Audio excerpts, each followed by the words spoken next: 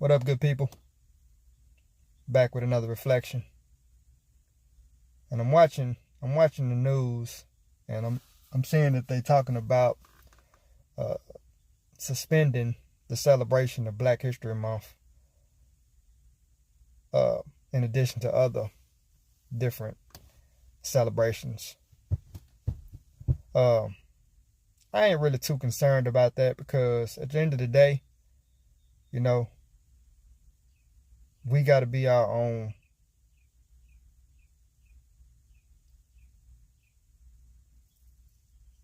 We got to be our own teachers. We can't leave it up to the government to give us information.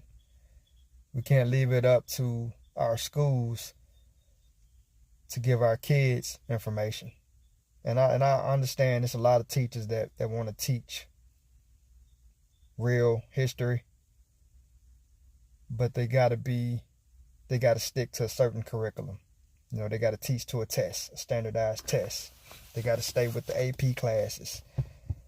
And that's fine. I tell my kids all the time, school is it's a game that you got to go play.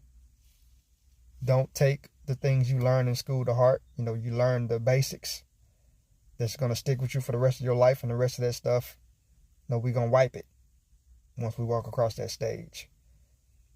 But for us as parents, man, and even if you don't have kids, us as a community, we got to start teaching each other.